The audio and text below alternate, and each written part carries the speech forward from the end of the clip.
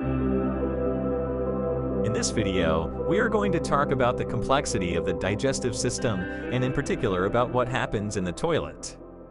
Food enters the oral cavity where digestion begins. From the oral cavity, the food bolus passes to the esophagus, the stomach, and the small intestine, where the final digestion of food and the absorption of nutrients take place. Food remains that cannot be digested pass into the large intestine, where the gut microbiota can ferment part of these remains. The part that cannot be fermented by the gut microbiota reaches the rectum and is excreted through the anus in a process called defecation. In this video, we will talk about the control of defecation and in particular of sphincters, failure to control defecation, that is, fecal incontinence, the best position to defecate, and the puborectalis muscle, the most common problem in defecation, which is constipation, and finally, we will talk a little about stool. And we are going to start with the sphincter muscles. Defecation is a much more complex process than many people think, since the exit of feces through the anus requires a complex coordination. Around the anus, there are two muscles, the internal sphincter and the external sphincter. The internal sphincter is a muscle that we cannot control, while we can control the external sphincter. To control stool output, these two sphincters must communicate. When feces arrive through the rectum to the internal sphincter, this sphincter, which we cannot control, closes to prevent the passage of feces and only allows a small amount to pass to an intermediate area between the two sphincters, which is a sensory area. In this area, an evaluation of the feces takes place to find out what type of material is in the rectum, if it is solid, gaseous, the volume, etc. And this information from the sensory area is sent to the brain. The brain receives this information and evaluates the environment in which we find ourselves through sight and hearing, which means it evaluates if there are people around us, if there is a toilet nearby, etc. The brain then integrates the information that comes from the rectum and what it receives from the environment and makes a decision that it sends to the external sphincter. For example, if it receives information that the rectum contains gas and we are alone in the environment, it can send a signal to the external sphincter to let out a fart. We control the external sphincter and open or close it according to the information we receive from the brain. When control of defecation fails, fecal incontinence occurs. Fecal incontinence usually occurs when the communication between the internal sphincter and the external sphincter does not work properly. Fecal incontinence is more common in women than in men because the sensory area between the sphincters is more likely to be damaged in women for different reasons, such as by a traumatic birth, from pelvic floor disorders, because of the sex hormones that also play an important role, or due to a long history of constipation, since high amounts of feces in the rectum pressing on this sensory area can end up damaging it. Fecal incontinence is also more frequent in people affected by multiple sclerosis.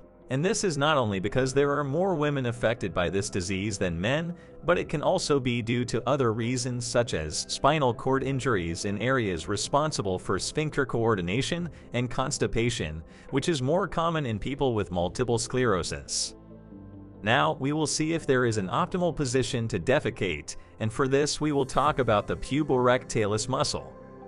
Probably all of you who have ever suffered from constipation have experienced that certain positions on the toilet help defecation more than others. And this brings us to the question of whether there is an optimal position to defecate. Dr. Dov Sikirov published a very interesting study in 2003 in which he examined the time it took 28 people to defecate in 3 different positions: squatting, sitting on a 31 to 32 centimeter tall toilet bowl, and sitting on a somewhat taller cup, between 41 and 42 centimeters in height. The results indicated that time to defecate was significantly reduced by squatting, suggesting that this would therefore be the optimal position for defecation. And why is that?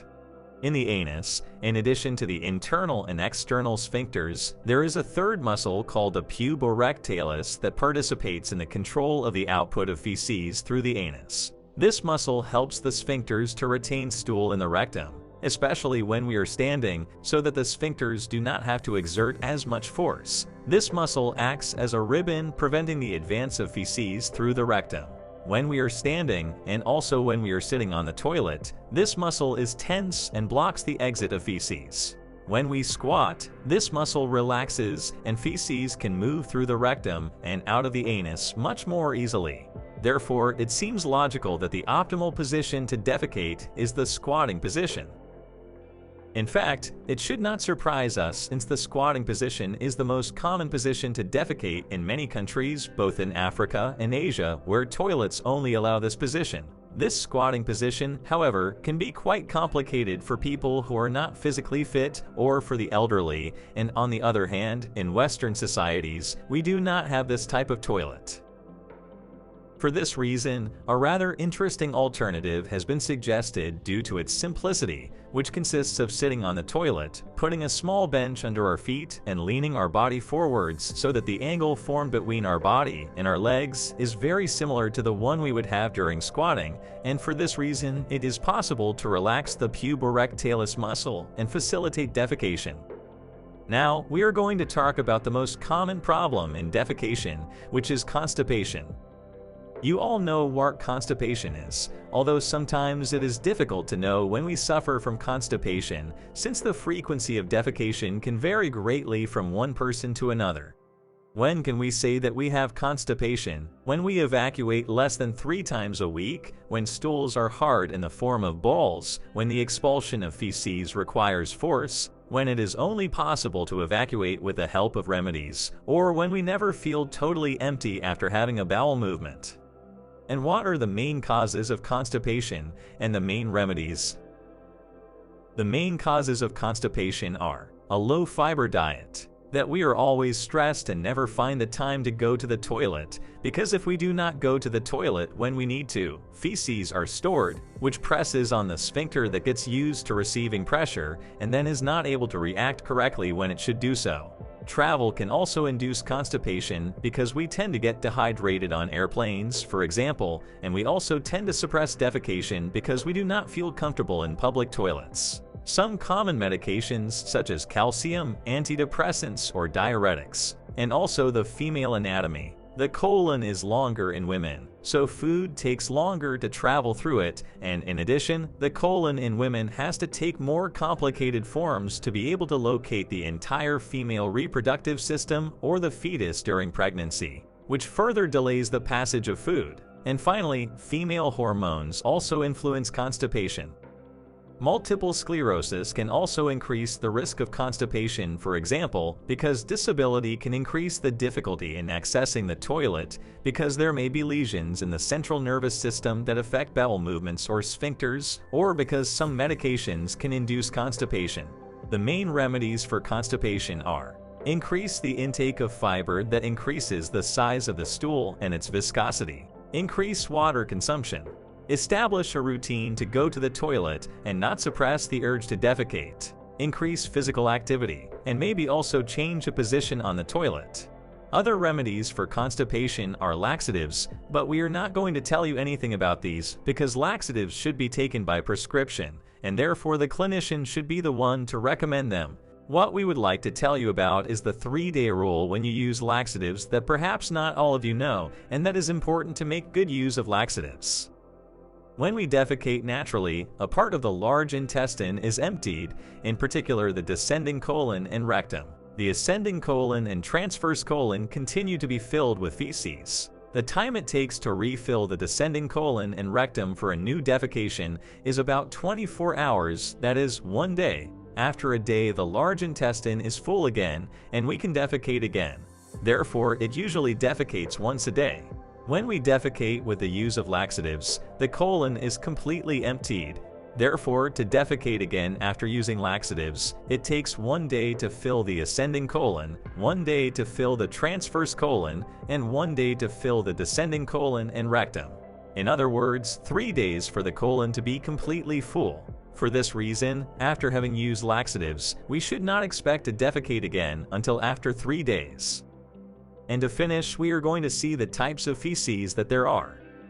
One of the most used scales to classify feces is the Bristol scale. According to this scale, feces can be classified into 7 different types according to their characteristics. At one extreme, we have type 1 stools, which are very hard, walnut-shaped stools that pass through the colon and rectum with difficulty. These stools contain very little water because they have been in the colon for a long time where the water has been absorbed. They have probably been in the colon for more than 100 hours and therefore indicate constipation. At the other extreme, we have type 7 stools that are liquid. These feces contain a lot of water because they have spent a very short time in the colon, probably less than 7 hours, and the water could not be absorbed.